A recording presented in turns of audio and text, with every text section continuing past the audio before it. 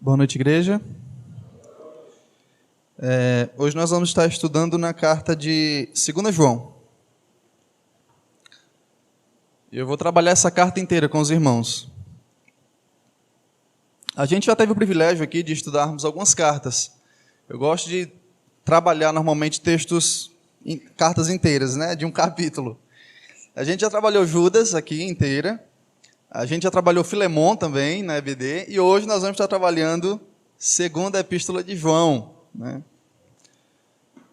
Duas das epístolas que foram expostas eram, incluindo essa, são epístolas gerais. Né? Segunda epístola de João. Você abriu aí? Se não abriu, você não trouxe Bíblia, espero que você tenha trago, mas se não tiver trazido, tem aqui no slide, Data Show. Essa carta, o que esperar aqui dessa carta? Ela é bem pequenininha, talvez a menor carta, um dos menores livros da Bíblia. Tem apenas aí 13 versículos, mas ela tem muito a nos ensinar. Muito, é riquíssima. E vai ser um desafio concluir ela inteira, mas vai dar certo.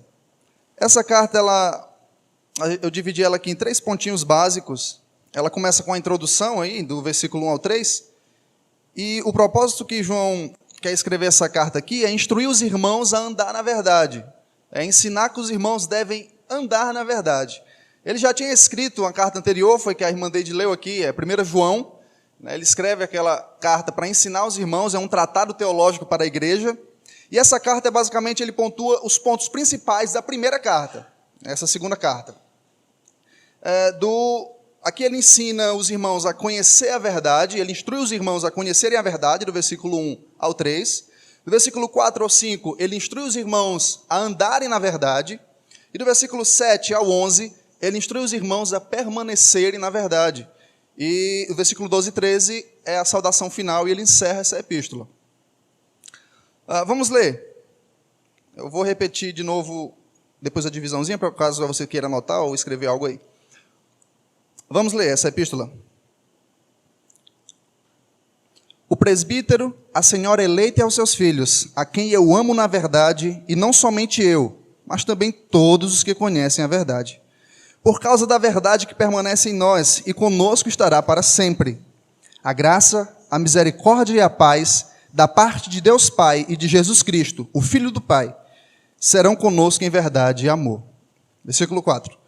Fiquei sobremodo alegre em ter encontrado dentre os teus filhos os que andam na verdade, de acordo com o mandamento que recebemos da parte do Pai.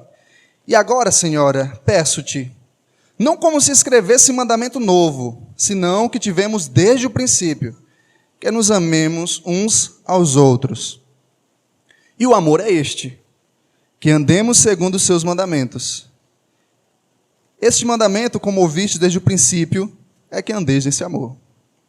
Porque muitos enganadores têm saído pelo mundo afora, os quais não confessam Jesus Cristo vindo em carne. Assim é o enganador e o anticristo. Acautelai-vos, para não perderdes aquilo que temos realizado com esforço, mas para receberdes completo galardão.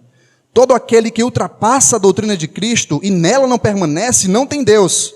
O que permanece na doutrina, esse tem tanto pai como filho.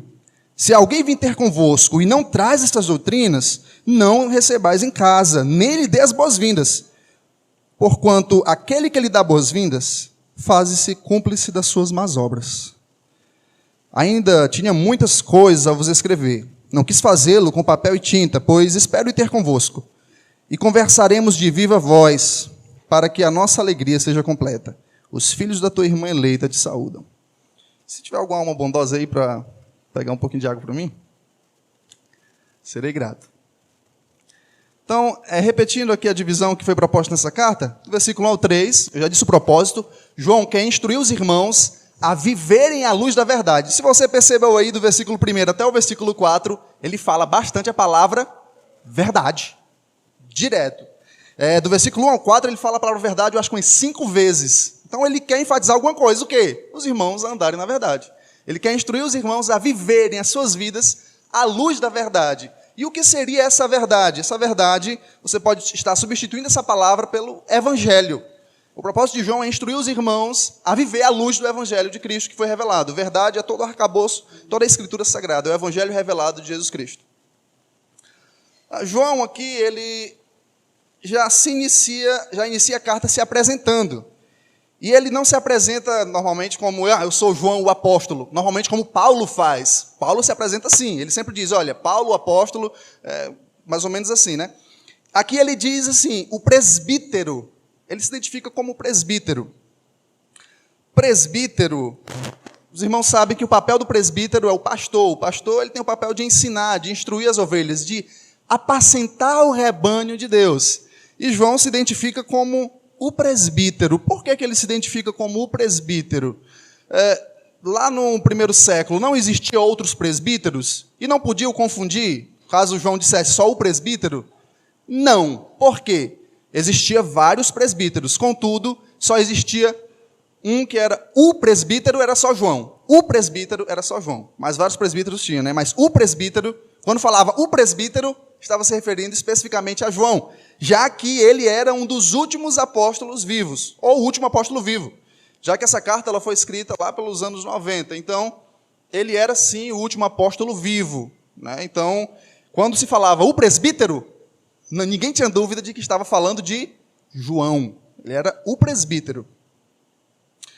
E aí nós vimos aí, o autor é o João, o presbítero, e ele vai identificar agora o seu destinatário. Ele diz, João, o presbítero, a senhora eleita e aos seus filhos. Oxe, senhora eleita e seus filhos? Quem é essa senhora eleita e os seus filhos? Aqui o negócio pega. Alguns dizem que senhora eleita é uma mulher, literalmente, né? João está escrevendo aqui para uma mulher que tem uma penca de menino, né? Porque ele diz que ela tem vários filhos. Será que é isso? Outros dizem que João está escrevendo para Maria, né? Já que depois da morte de Cristo, os apóstolos ficaram assistindo Maria. Lá em João é descrito isso, quando Jesus diz, olha, cuida aí da tua mãe, né? Mas, na verdade, a proposta mais aceita e que se harmoniza melhor com o contexto dessa carta é que João está escrevendo para uma igreja local, específica. A palavra aqui, senhora eleita, é uma personificação da igreja local. Então, João aqui está escrevendo para uma igreja específica. É interessante que João ele não é contra a eleição, né? Ele já fala aí a senhora eleita. João era calvinista, né? A senhora eleita.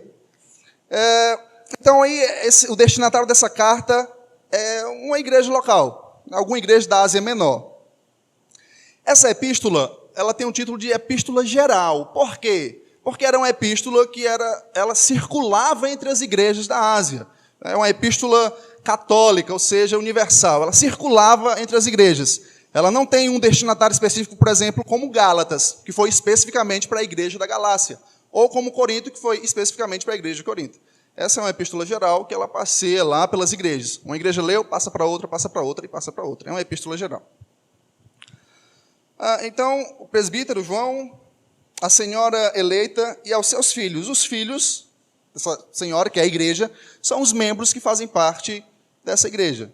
Então, é basicamente isso. Irmãos,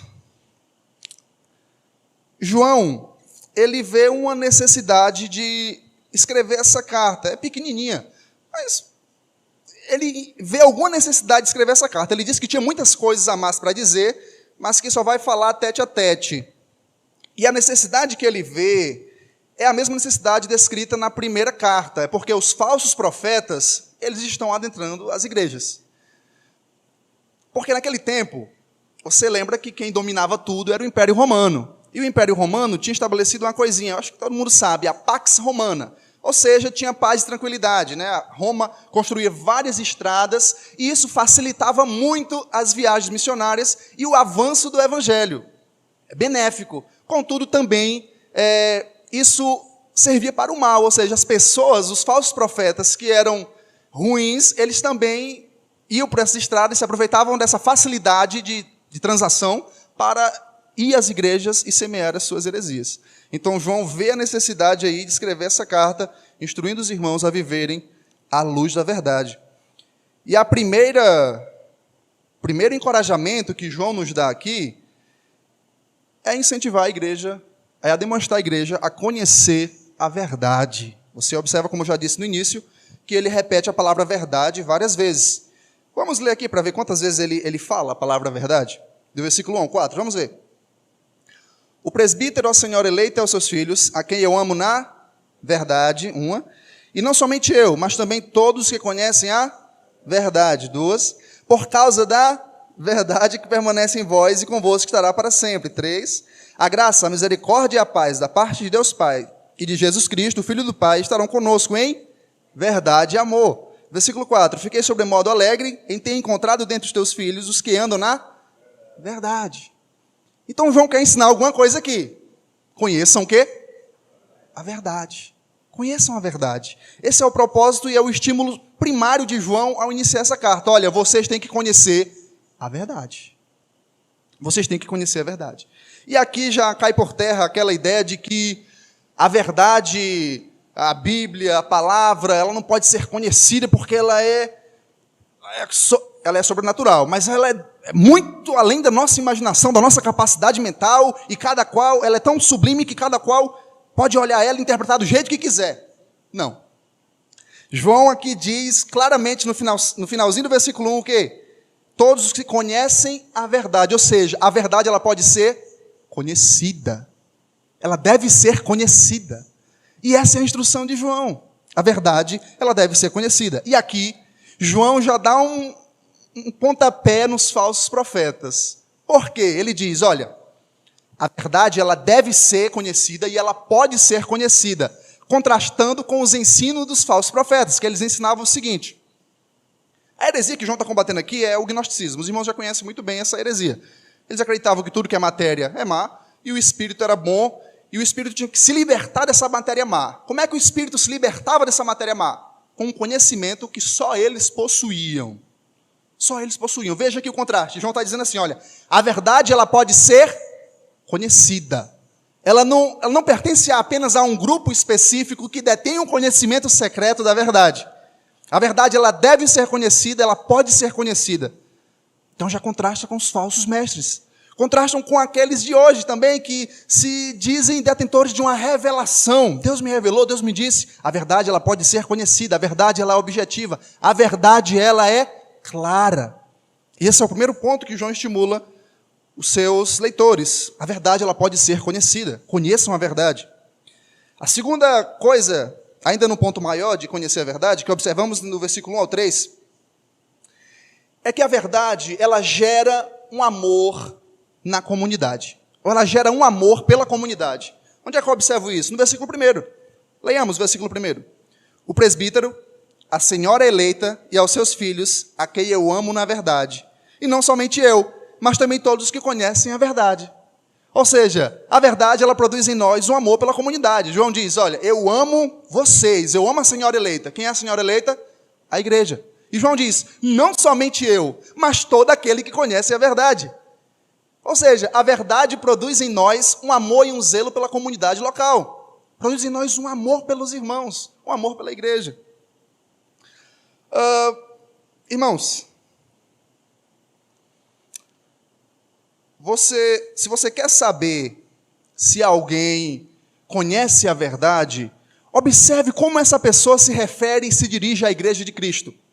É aquele indivíduo que só desfere críticas. É aquele indivíduo que só serve para semear contenda. É aquele indivíduo que nada presta, nada está bom, nada é o suficiente, que não atura o irmão, não aguenta o irmão, tem rixa contra um, rixa contra outro. Esse não conhece a verdade.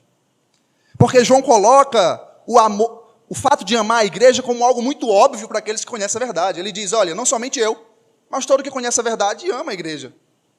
Então a verdade gera em nós um amor e um zelo pela comunidade local.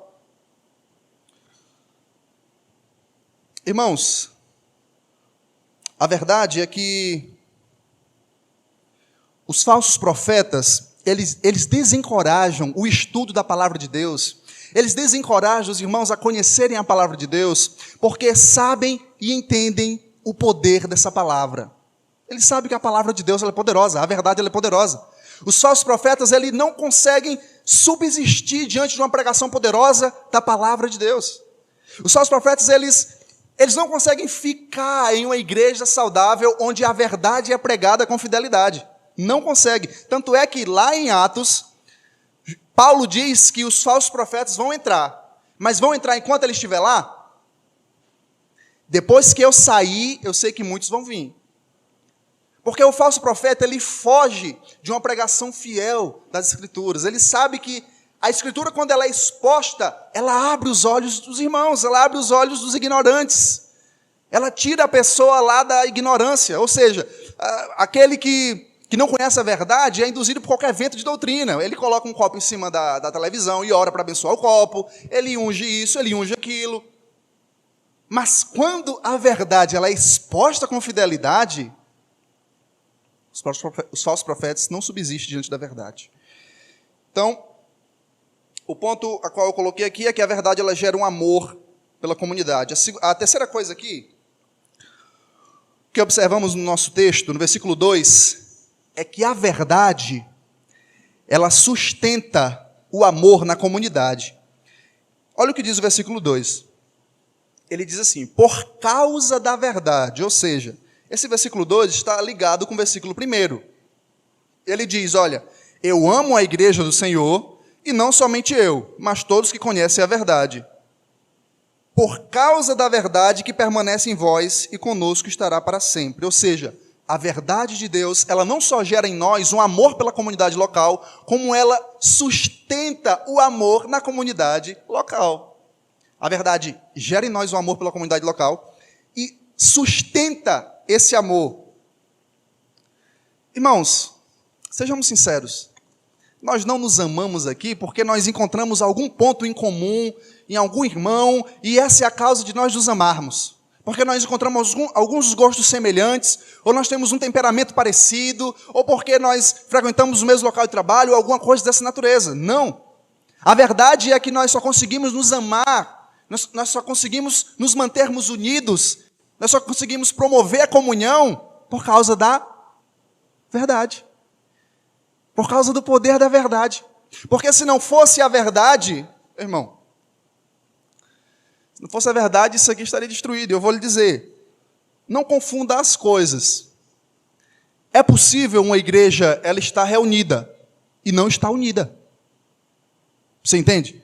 É possível comunidades estarem reunidas, mas não estarem unidas. Porque somente a verdade, ela tem o poder de unir a igreja em um só propósito.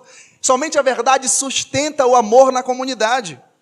É por isso que uma igreja onde a verdade ela não é exposta com fidelidade, o amor não pode ser mantido ali. Você vai perceber que é uma igreja cheia de rixa. Você vai perceber que é uma igreja onde as pessoas se meio inveja, contenda, fala mal de um, fala mal de outro. Por quê? Porque é uma igreja onde a verdade não prevalece. Porque somente a verdade tem esse poder de te dar uma capacidade de amar os irmãos. Só. Porque os irmãos pecam contra você? É óbvio que peca. O irmão em algum ponto lhe ofende? É óbvio que lhe ofende. Se não lhe ofendesse, Paulo não tinha dito, olha, suportai-vos uns aos outros. Irmão, você está aqui numa comunidade de pecadores. Nós somos todos pecadores. Em algum momento nós vamos falhar e ofender você. E o que é que você vai fazer? Se você conhece a verdade, você vai se esforçar para amar o seu irmão. Porque a verdade sustenta o amor na igreja. Mas caso você não conheça a verdade, o que é que vai acontecer?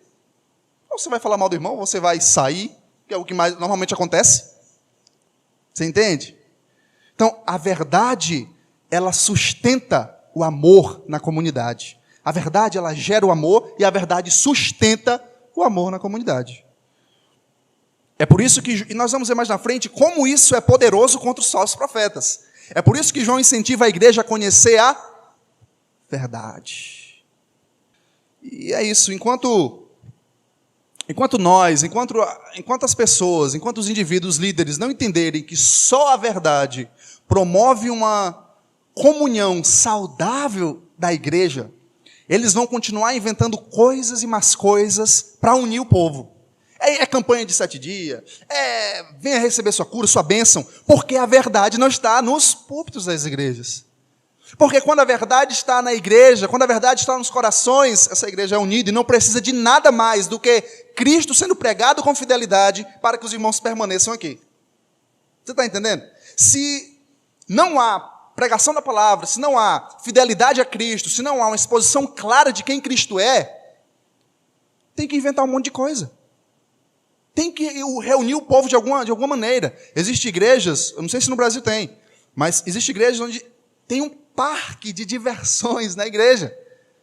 Tem que ser criado coisas para atrair as pessoas, para as pessoas se manterem unidas, para as pessoas se manterem juntas. E para onde é que eles apelam?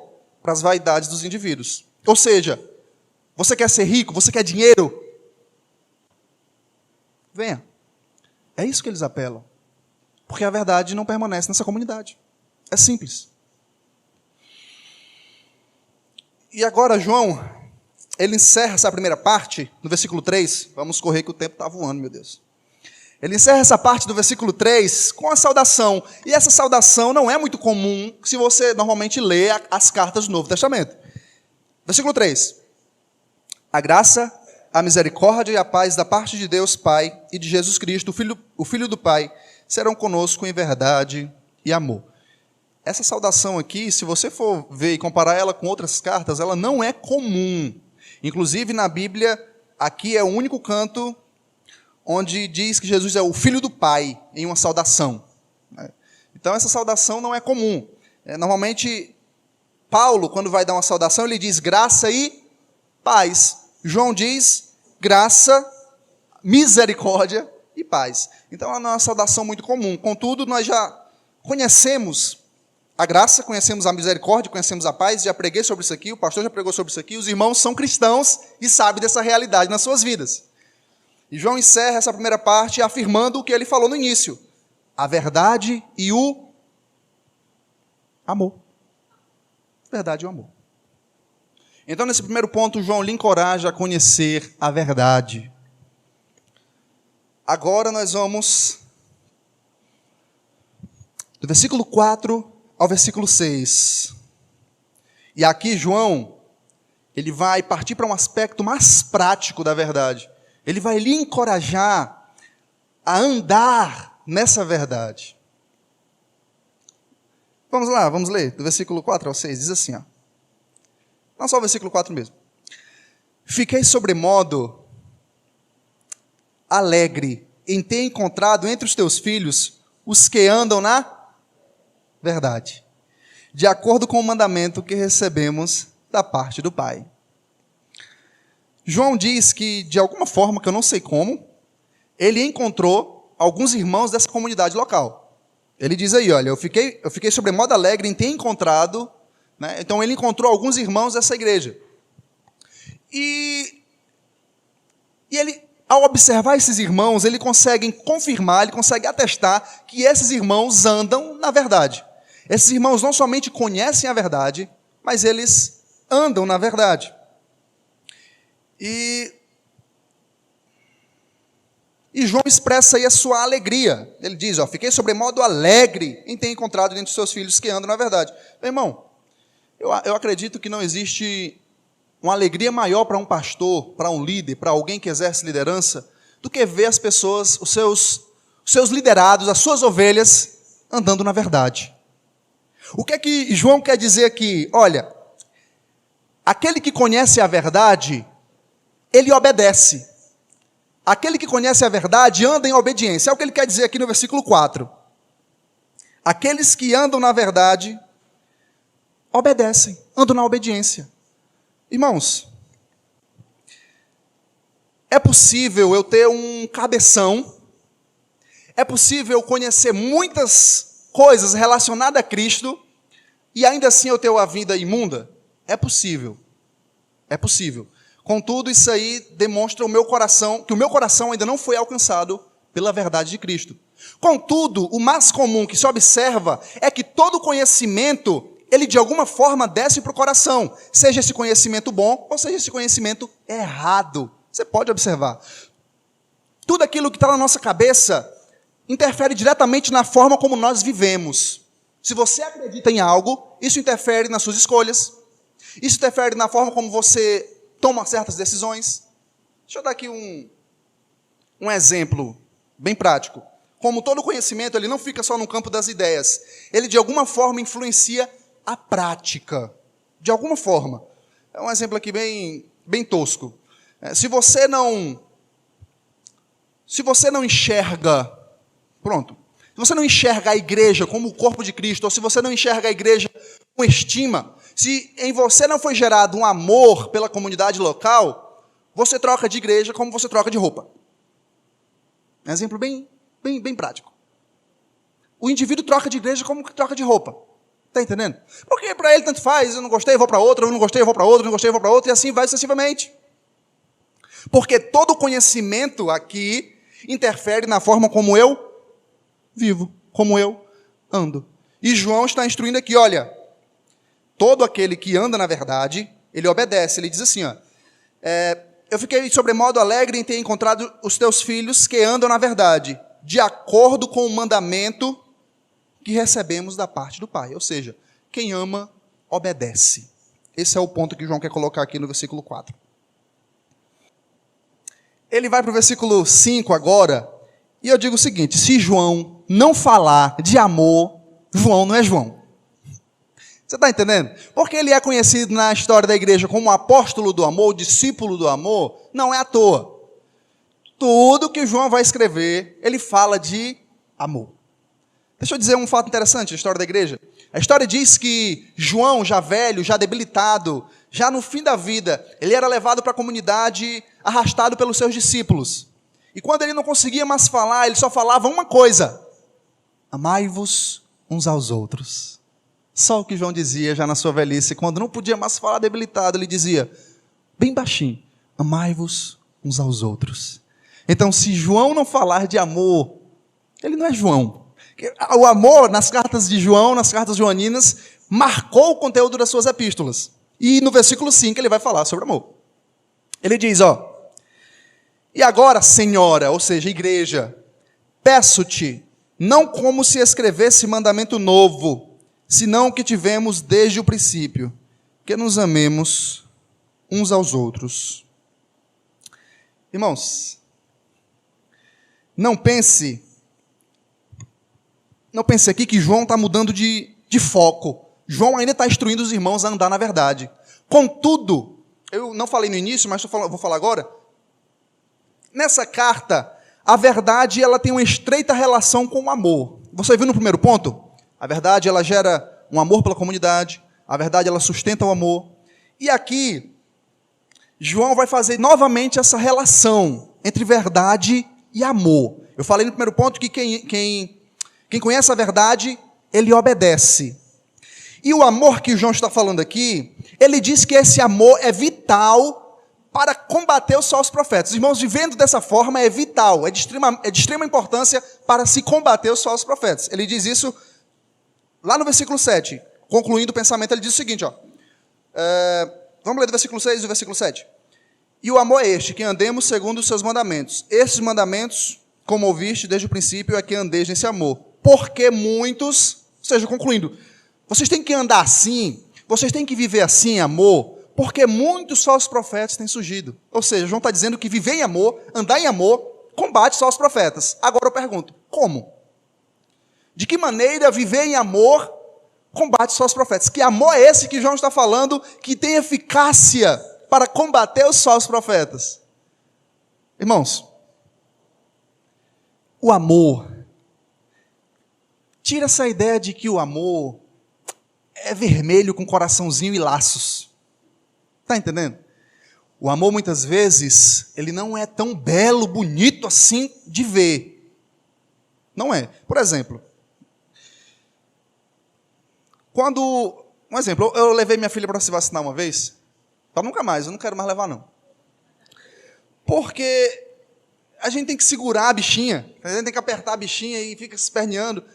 Isso foi um ato cruel da minha parte? Não, foi um ato de amor. Foi bonito para quem viu? Claro que não, segurando a bichinha, estrangulando a bichinha se baixando. Não é bonito. Mas tem que ser feito. Então o amor nem sempre tem um aspecto de florzinha, vermelhinho, bonitinho. Tira essa ideia. Quando o João está falando aqui que o amor, ele é eficaz e eficiente com os falsos profetas, é o seguinte, o amor sempre está ligado à demonstração, à exortação mútua. Está entendendo? Exemplo. Se um irmão estava se dirigindo a alguns ensinos dos falsos profetas, se você ama aquele irmão, você tem que fazer o que com ele? Admoestar ele, corrigir ele, repreender ele. É isso que João está falando. Não é esse amor, os falsos profetas vêm, nós amamos todo mundo, vem, abraça os falsos profetas, vamos combater as heresias, aceitando as heresias? Não. Vamos combater os falsos profetas, abraçando os falsos profetas? Não, não é esse amor que João está falando. O amor aqui nessa carta, aqui nesse trecho, está sempre ligado com a demonstração mútua, com a exortação mútua. Se você vê o seu irmão se enveredando por alguma doutrina falsa, é o seu dever corrigi-lo. É o seu dever ensiná-lo. É por isso que João, no início, apresenta e diz, é necessário vocês conhecerem a verdade. E agora ele vai instruir os irmãos a andar na verdade. Ou seja, repreender o irmão, a demonstrar o irmão, corrigir o irmão quando ele estiver no erro, é um ato de amor. Você está entendendo? Você não combate só os profetas abraçando, não, meu irmão. O amor que João está falando aqui não é esse. Eu sei que a gente foi muito induzido com a cultura dizendo que o amor é cor-de-rosa, né? O amor é lindo, né? O Marcinho sempre diz isso, né? O amor é lindo, e realmente o amor é lindo, né? Tem esse aspecto bonito. Contudo, o amor também ele é áspero. Você está entendendo? O amor ele é áspero. Muitas vezes a gente tem que repreender o irmão. Eu odeio o irmão? Não. Eu amo o irmão, e por isso faço isso. Você entende? Então é dessa forma que o amor ele é eficaz contra as heresias, porque o amor sempre está ligado com a demonstração mútua, está ligado sempre à exortação. Exortai-vos uns aos outros em... É isso que João quer dizer no versículo 5. Esse amor, não pense que é um amor cor-de-rosa, é um amor ligado à exortação mútua. No versículo 6, João vai juntar as duas coisas. Ele vai juntar amor e obediência.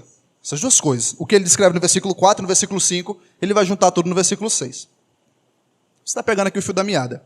João exorta os irmãos a conhecer a verdade. João está exortando os irmãos a andar na verdade. Versículo 6, ele vai juntar as duas coisas. O que ele ensinou no versículo 4 e o que ele ensinou no versículo 6. No 5. No versículo 4 ele disse, quem conhece a verdade obedece. No versículo 4 ele diz, quem conhece a verdade ama. E agora no versículo 6 ele vai juntar essas duas sentenças. Eu acredito que você não vai entender isso aqui de primeiro, olha aqui. E o amor é este. Né? Talvez alguém olhe para o versículo 5, João diz assim, olha, amai-vos uns aos outros. Tá bom, João, o que é o amor? Que amor é esse? Ele vai dizer agora. E o amor é esse, que andemos segundo os seus mandamentos. Beleza. Este mandamento, como ouviste desde o princípio, é que andeis nesse amor. Como é que é? O amor é este, que andemos segundo os seus mandamentos. Aí tudo bem. E este mandamento, como ouviste desde o princípio, é que andeis nesse amor. Parece um argumento circular. E João aqui está reafirmando as duas verdades, tanto a do versículo 4, de obedecer, quanto a do versículo 5, de amar. É basicamente assim, ó. Como eu amo, João? E ele diz, andando nos seus mandamentos. E qual mandamento, João? Que andeis em amor. É assim, ó. O que João está dizendo é o seguinte, quem ama, obedece e guarda os seus mandamentos. Quem guarda e obedece os seus mandamentos é porque ama. É isso que João está dizendo aqui no versículo 6. Parece um argumento circular, e é um argumento circular. Né? Repetindo mais uma vez para os irmãos cravar isso na cabeça. O que João está dizendo no versículo 6 é o seguinte, quem ama, obedece e guarda os seus mandamentos. Quem guarda e obedece os seus mandamentos é porque ama. É isso que João está dizendo no versículo 6. Irmãos, guardar a verdade de Deus, para alguns, pode parecer arrogância. Por exemplo, quando nós dizemos assim para outros, olha, irmãos, não assista tal pregador porque ele é um herege. Pode parecer arrogância, não pode? Quando nós dizemos, irmão, não leia tal livro, porque esse livro não lhe edifica em nada, ele é um livro herético, é um livro que só vai lhe ensinar heresias e vai provavelmente tentar lhe desviar da fé. Pode parecer arrogante, só vocês são os detentores da verdade. E realmente a igreja é a detentora da verdade, de acordo com João. João repete que verdade várias vezes. Realmente a igreja é. Contudo, para muitos pode parecer arrogância. Pode parecer arrogante quando nós dizemos assim, ó, irmãos, pare de estar assistindo coisas na televisão desses pregadores famosos, gigantescos, que só ensinam bobagem.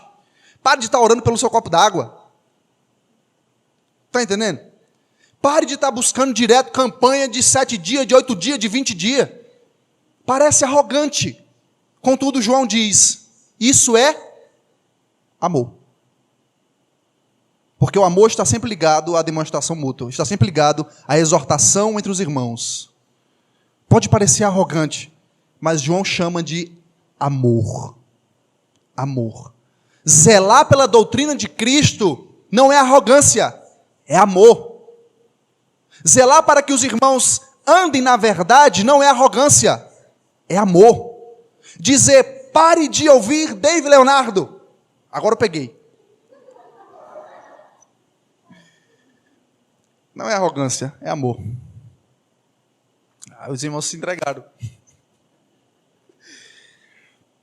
Irmãos,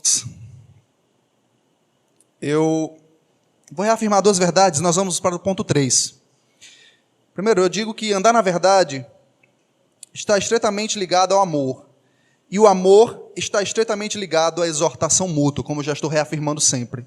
Então, caso algum irmão lhe manda um direct dizendo assim, ó, cara, esse cara aí só prega bobagem. Ele acertou nesse trecho aí. Mas se tu for ver o restante do sermão, é só enaltecendo o homem, é só dizendo assim, ó, ele fala quase chorando, esses pregadores, né? Você pode ser o pior, não sei o quê, mas Deus, não sei o quê, vai te exaltar sobremaneira. Deus prometeu que vai ser rico na melhor dessa terra. Eles falam chorando com um fundinho de teclado, de piano, que é para puxar para o sentimental dos irmãos. Que é para te fazer chorar. O objetivo dele é esse mesmo, não é te fazer entender, não, é te fazer chorar. Contudo, o propósito de João e o propósito da exortação mútua não é te fazer chorar, não é te fazer amar mais um ao outro, mas é te fazer andar na verdade. A pregação fiel das Escrituras gera vida, é poderosa, é áspera algumas vezes, contudo gera vida em teu coração. Contudo ela te quebra, contudo ela muda a tua conduta, ela muda o teu modo de pensar, o modo de enxergar as coisas, o modo de olhar o irmão, o modo de tomar certas decisões. Eu demonstro amor, não quando eu falo manso com todo mundo, ou eu sou bonzinho com todo mundo, mas sim quando eu guardo a verdade. Essa é uma forma de demonstrar amor, não é arrogância. É a forma de demonstrar amor. Pare com isso, eu vou falar agora sobre os falsos profetas, mas pare com isso de, só porque você enxerga sinceridade em certas pessoas, isso não é um critério para você ouvi-las. Não é. Ah, mas ele é tão sincero, olha como ele chora. Analise, irmão, o conteúdo do sermão. Eu sei que às vezes a gente está passando por uma barra, e o que a gente quer é uma palavra de consolo. Mas não busque empregadores que só amaciam o seu ego. Então você entendeu. João incentiva você a conhecer a verdade, João incentiva você a andar na verdade. E agora, nessa terceira parte da exposição bíblica, João aqui ele vai apresentar a natureza dos falsos profetas e ele vai te encorajar a permanecer na verdade. Vamos lá? Versículo 7. Porque muitos enganadores têm saído pelo mundo afora, os quais não confessam Jesus Cristo vindo em carne. Assim é o enganador e o anticristo. Meu irmão, João aqui, ele escreveu essa carta há mais de 2000 anos atrás. E qual é a preocupação primária aqui no versículo 7? Porque muitos enganadores têm surgido. Ou seja, lá no século I, já tinha surgido uma multidão de enganadores. Será que de 2000 anos ou 1000 e poucos anos para cá? Será que de vários anos para cá tem surgido mais ou tem diminuído só os profetas? Você está entendendo? João já diz o seguinte no versículo 7. Porque muitos têm surgido. Meu Deus, se João tivesse vivo hoje.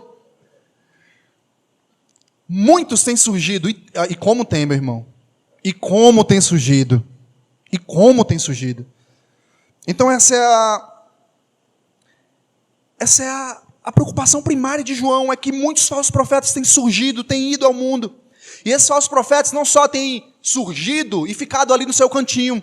João diz o seguinte, olha, porque muitos têm surgido, muitos enganadores têm surgido, e têm saído pelo mundo afora. Ou seja, tem certos tipos de falsos profetas que eles são pilantras mesmo, vou usar essa palavra aqui com um certo receio. Eles são nojentos mesmo, enganadores mesmo. Porque assim, eles sabem que o que estão pregando é errado, eles sabem que o que estão falando é só bobagem, contudo, eles querem o seu... Eles sabem. Você acha que eles acreditam naquelas bobagens que eles pregam? De ungir a vassoura e você vai remover a maldição da sua casa? Claro que não. O que ele quer? Mas existe aqueles outros falsos profetas, e esses são os mais perigosos, que eles acreditam piamente naquilo que pregam. Eles creem com toda a certeza de que eles estão certos.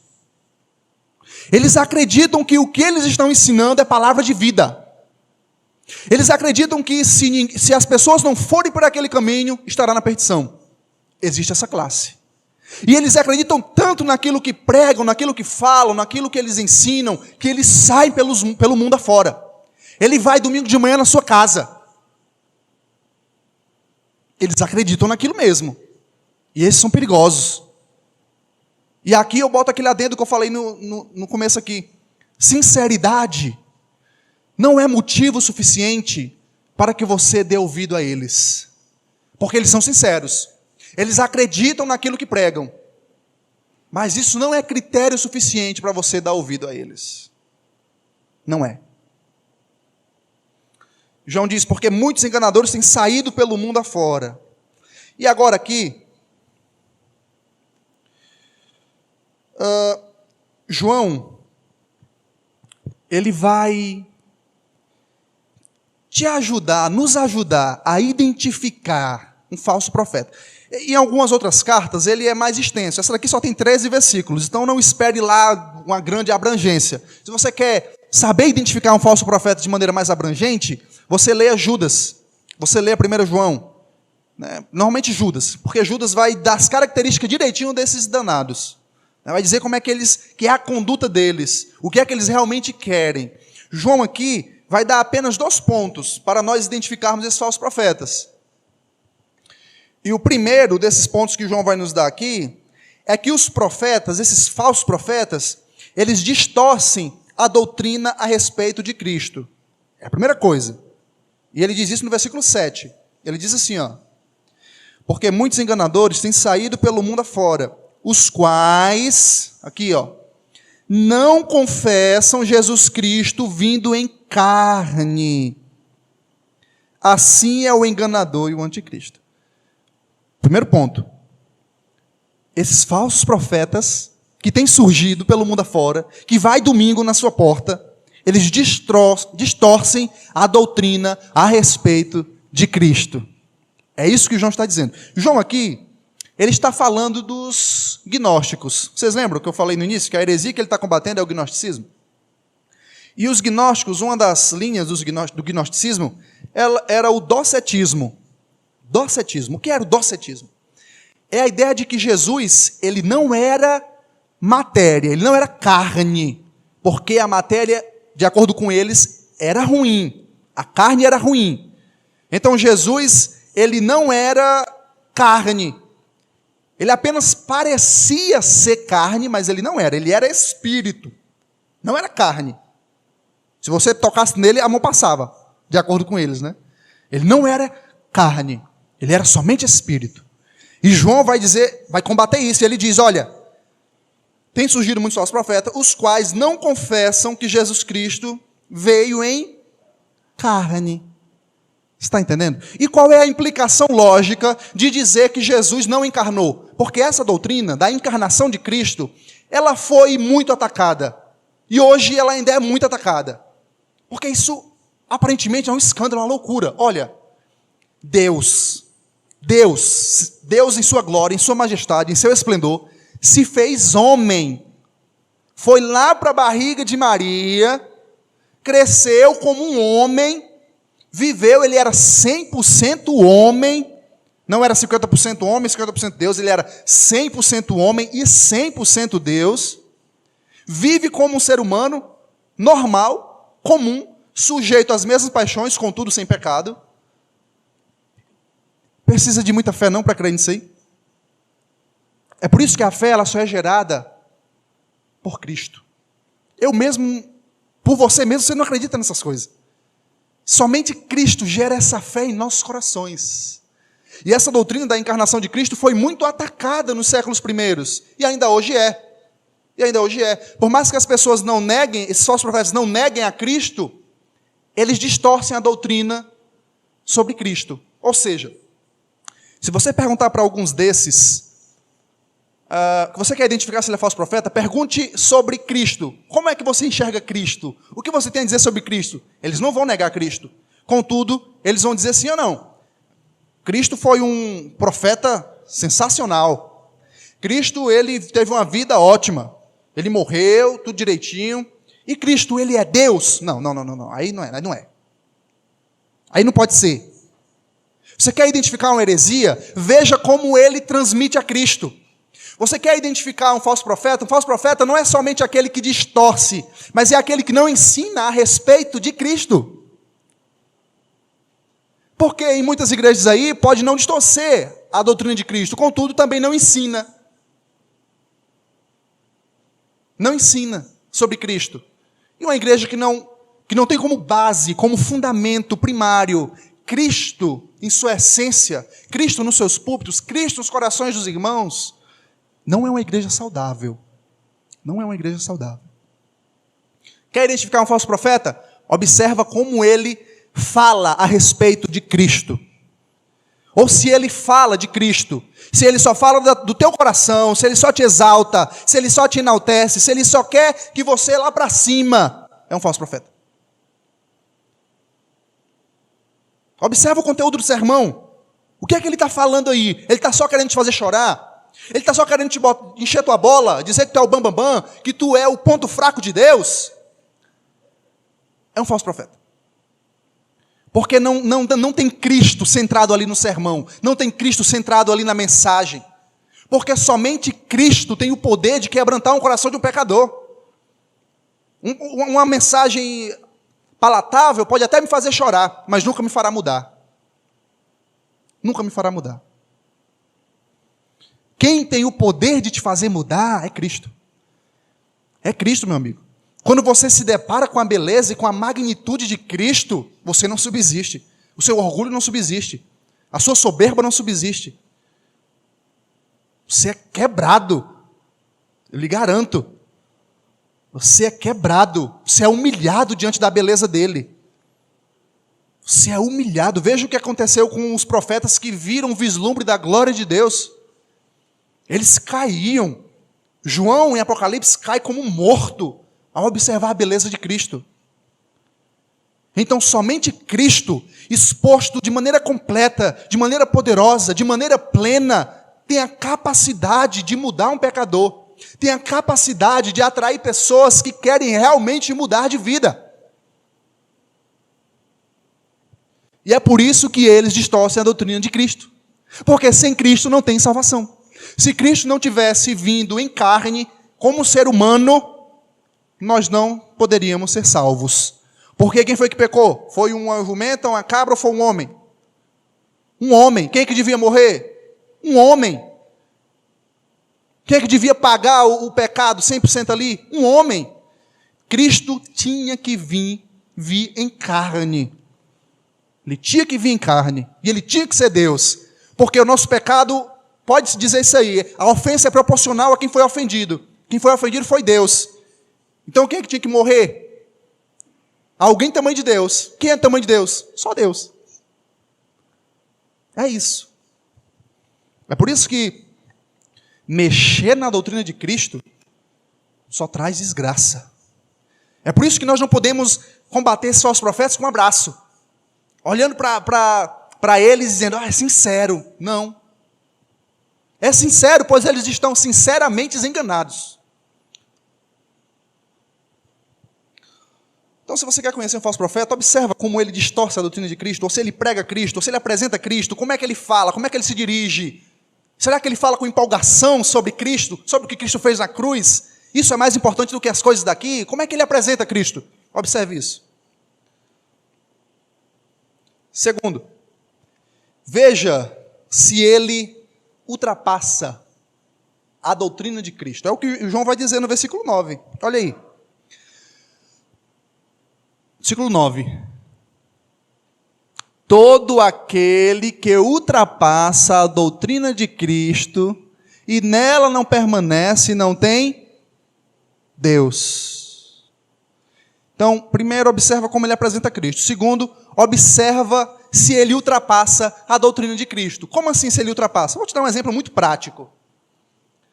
Ele adiciona alguma coisa a mais do que Cristo apresentou? Ele coloca tipo assim, ó, para você ser salvo, tem que ter fé em Jesus. E mais alguma coisa. Ele faz isso? Falso profeta. Por exemplo, para ser salvo tem que ter fé em Jesus. E tem que obedecer à lei. Existe uma heresia hoje em dia que faz isso. Eles adicionam algo à doutrina de Cristo. Observa se ele ultrapassa a doutrina de Cristo. Hoje, de maneira bem prática, algumas falsas religiões que ultrapassam a doutrina de Cristo? O catolicismo romano. Eles colocam Cristo no mesmo patamar que Maria, que outros santos, como intercessores. Eles adicionam, ele ultrapassa a doutrina de Cristo. Falso profeta. De acordo com João, não tem Deus. É uma mensagem meio áspera, mas eu estou expondo o texto bíblico. João diz, olha, se eles ultrapassam a doutrina de Cristo, eles não têm Deus, eles não são de Deus. João vai dizer em outras cartas que eles são do maligno. Em outra carta não, aqui. Que eles são do maligno, que eles são anticristo. Anticristo. É assim que João apresenta os falsos profetas. Eu me lembro tem um meme que é basicamente assim, né? Tem o apóstolo e tem o escriba, aquele que vai escrever o que o apóstolo está dizendo. Um exemplo. Paulo diz assim, escreve aí. Quem tem que ter medo de polícia é ladrão. E o escritor diz assim, não, Paulo, mas isso é muito pesado. Então, aí Paulo diz assim, então escreve aí. Quem deve temer a lei são os transgressores. Beleza, ficou melhor. Aí chega a vez de João, né? João diz assim, quem peca, quem vive pecando é do diabo. E o escriba diz, não, João, isso aí é muito pesado. Não posso escrever isso. E João diz, me dá que eu escrevo. Porque com João não tem essa. Ele não diminui a mensagem, ele não deixa mais palatável, tá entendendo? Ele escreve realmente isso. Ele não muda. Você não quer escrever, não, que quem vive no pecado do diabo, me dá que eu escrevo. Escreve aí. Quem ultrapassa a doutrina de Cristo é anticristo. Não, João, me dá que eu escrevo. E ele escreveu realmente. Ele escreve aí no versículo 7. Olha o que ele diz, no finalzinho do versículo 7. Porque muitos enganadores têm saído pelo mundo afora, os quais não confessam Jesus Cristo vindo em carne. Assim é o enganador e o... Você observa, com João não tem meia palavra, meu irmão. Não tem. É anticristo aqueles que ultrapassam a doutrina de Cristo. É anticristo aqueles que distorcem Cristo Jesus crucificado. É anticristos. Anticristos. São do diabo, eles não têm a Deus. A palavra tão pesada, mas é o que João diz. Eu sei que a gente olha para a sinceridade deles, de alguns. Eu sei que isso às vezes me comove, olhando para a sinceridade. Eu assisti um debate esses dias de uma mulher que parecia muito sincera no que ela ensinava, no que ela pregava, muito sincera mesmo. Ela dizia assim, olha, eu dedico a minha vida a isso. Eu quero dedicar a minha vida a isso. Eu quero que as pessoas entendam que certo tipo de comportamento deles não são abomináveis diante de Deus. Eu quero que eles venham para a minha igreja. Eu vou dedicar a minha vida a isso. E realmente isso era muito sincero. Eu fiquei assim, cara, isso é tão triste, porque ela realmente acredita naquilo, ela é sincera no que ela está dizendo, mas ela está errada. Ela está enganada. Se não se arrepender, vai ser condenada. Se fosse João, ele dizia, anticristos. É do diabo. É triste, irmãos. E essas pessoas, elas são enganadas pelos seus próprios corações, são enganadas pelo diabo, ou porque Deus quer condená-las e enviou o espírito do engano, como a Bíblia apresenta isso. Então tem esses dois pontos, para você identificar um falso profeta que João apresenta. Primeiro, você olha como ele apresenta Cristo. Segundo, observa se ele ultrapassa a doutrina de Cristo, ou se ele não prega Cristo. Beleza? E João também vai dar a demonstração para os irmãos. Ele vai dar dois toques aí nos irmãos. O primeiro está no versículo 8. Ele diz assim, o versículo 8. Acautelai-vos, ou seja, presta atenção, tomem cuidado, para não perder aquilo que temos realizado com esforço, mas para receber completo galardão. Eu sei que tem uns arminianos aí que vai dizer que isso aqui é perda de salvação, não é, tá bom? Tira o cavalo da chuva. O que João está dizendo é o seguinte, o que ele está falando especificamente é do galardão. É possível algumas pessoas que estão querendo flertar com o engano se desviarem. E elas podem voltar. E João diz, olha, cuidado com esse negócio de vai e volta, tu não perdeu o teu galardão e não a tua salvação. Cuidado, porque se você é um salvo, você vai ser atraído, você vai permanecer. Contudo, você pode chegar no céu sem galardão. E o que é galardão? Eu não sei, a Bíblia só diz que é algo bom. É uma bênção, é uma recompensa. Eu não sei o que é. Ela não diz o que é. Mas ela diz que é boa, a ponto de te encorajar a buscar. E você pode chegar lá e todo mundo recebendo seu galardão, ou não sei o que é, mas é algo bom, e você fica lá de braço cruzado assim, não recebe nada. É tipo você vai para aqueles amigos secretos de família, onde não é planejado, né? Leva um monte de presente e lá sorteia na hora. E todo mundo recebe, e você fica lá assim. É isso que o João está dizendo. É possível você chegar no céu e não receber nada. Então presta atenção. Não se deixa enganar. Essa é a demonstração de João. Não se deixa enganar. Cuidado. Não se deixa enganar. Porque se vocês ficarem nessa, flertando com o erro, o nosso esforço foi vão. Ele diz, para não perderdes aquilo que temos realizado com esforço. João já estava velhinho. Já tinha pregado vários anos naquelas igrejas. Se algum tentasse flertar com o ensino, teria sido vã os anos que João ensinou aquela igreja. Então é isso que João está dizendo. Primeiro ele diz, olha, cuidado, não se deixe enganar. E eu digo para vocês essa noite, cuidado, não se deixe enganar. Não se deixe enganar. É por isso que ele começa dizendo, vocês têm que conhecer a verdade. Vocês têm que conhecer a verdade. E vocês têm que andar na verdade em amor, porque isso combate os falsos profetas. Quando o irmão repreende um ao outro, admoesta um ao outro, exorta um ao outro, ele combate o falso ensino. Você está entendendo? Então, cuidado, não se deixe enganar. E a segunda advertência, o segundo conselho que João vai nos dar, e é o último aqui para encerrarmos, é mais pesado. Ele diz para nós não encorajarmos de nenhuma maneira os falsos ensinos. Ele vai dizer isso lá no versículo 10 e 11. Presta bem atenção no que João diz. Se alguém vem ter convosco e não traz essa doutrina, não o recebais em casa, nem lhe deis as boas-vindas. Por que, João? Porque aqueles que lhe dão boas-vindas fazem-se cúmplice das suas obras más.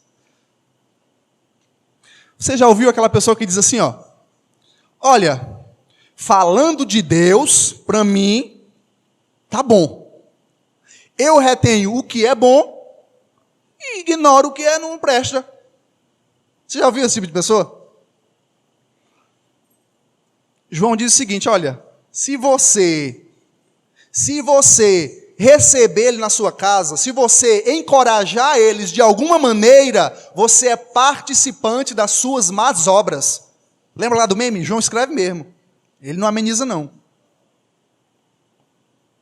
Se você encoraja de alguma forma falsos ensinos, se você promove de alguma maneira falsos profetas, você, por mais que de maneira inconsciente, é participante das suas más obras. E como é que eu posso ser participante das más obras dos falsos profetas? Primeiro, ouvindo o que eles dizem. encorajando, incentivando. Você está entendendo? Dando ibope para eles, tornando-os famosos, curtindo, compartilhando. Aí, irmão, que bênção. Que bênção. Então é assim, eu sei que existe realmente falsos profetas que vão fisicamente nas nossas casas, eles vão, eles batem lá na porta, domingo de manhã cedo. E existe, eles podem entrar tanto de maneira física como de maneira virtual. Ele entra pelo teu telefone, ele entra pelo teu tablet, ele entra pelo teu computador. Está entendendo? Então, isso aqui é sério. Se você, de alguma forma, de alguma maneira, incentiva e promove esses falsos profetas, João diz, você é participante das suas más obras. Não sou eu, é o que o texto diz. Porquanto todo aquele que lhes dá boas-vindas faz-se cúmplice das suas obras más. E isso é pesado. Porque você pode estar sendo participante e não sabe. Você ainda está na inocência, mas a partir de hoje, você não está mais. Se você promove, se você incentiva, você é participante de maneira consciente das más obras deles. Não, mas ele acertou nisso aqui. Toma cuidado. É claro que ele vai acertar em alguma coisa. Também se não acertar, é o diabo em pessoa. É claro que em algum ponto ele vai te ensinar algo certo. Porque o engano é isso. Ele distorce a verdade, ele mistura verdade com mentira, verdade com erro de maneira sutil. De maneira que tu não vai saber mais o que é certo e o que é errado. É claro que de algum ponto ele vai falar algo que presta. Com certeza ele vai. Mas isso não é critério suficiente para você consumir essas coisas. A não ser que você vá consumir de maneira apologética, né? Eu quero refutar o que ele está dizendo. Se você conhece a verdade, quer fazer isso, mas se você não conhece, não lhe edifica de nada, não faça isso. Não faça isso. Não faça isso. Existem bons pregadores no YouTube. Anote aí alguns. Hernandes Dias, Augusto Nicodemos, Jonas Madureira, Paulo Júnior, desculpa, pastor, Paulo Júnior. Então, existem bons pregadores. Marcos Granconato, seria até um pecado não citá-lo. O Adelmo Linhares. Existem bons pregadores. E realmente as pregações do nosso pastor são sensacionais. Ele tem exposições em Mateus que são maravilhosas. Maravilhosas, riquíssimas. Gabriel. Então, existem pregadores maravilhosos que nós podemos ser edificados. Agora, toda manhã quando eu acordo ouvindo pregação, mas não é eu que boto, é a vizinha. E a pregação que ela bota, eu só vejo as risadas na casa dela. Por que essa mulher está rindo? Quando eu fui ver quem ela está ouvindo, adivinha aí? Quem? Cláudio Duarte. Nem o Cláudio Duarte? Então, irmãos, prestem atenção o que vocês deixam entrar nas suas casas. Prestem atenção. O cara que fica mais com palhaçada do que expor Cristo e esse crucificado e ressurreto. A igreja ela não é um palco para shows, para stand-up. Isso aqui tem que ser exposto à palavra fiel, porque ela tem poder. Quando a palavra, irmãos, ela é exposta de maneira fiel, ela tem poder. Veja qual foi a mensagem que salvou mais de 5.000 almas lá em Atos dos Apóstolos. Foi fazendo todo mundo rir? Foi ensinando eles sobre o ego deles? Não. Pedro chega diante da multidão e diz, olha, vocês crucificaram, mataram o autor da vida. Mas ele ressurgiu, ele está vivo. Qual é a mensagem ali? É Cristo. É Cristo que é a mensagem que salva, é a mensagem que quebranta, é a mensagem que atrai o pecador à salvação. Se você quer encher pessoas de igreja de descrente, realmente prega outra coisa. Agora, se você quer atrair pessoas para igrejas que querem realmente mudar, é Cristo. Não existe outro caminho, não existe outra forma. É Cristo. É Cristo Jesus. E é isso. Identifiquem os falsos mestres, irmãos. E quando nós formos combater eles, nós não podemos economizar nas palavras. Nós não podemos ser mansinhos, porque eles são lobos. O que está em jogo aqui, meu irmão, é a verdade. O que está em jogo aqui é a vida eterna. É a vida eterna. E João conclui no versículo 12 e 13.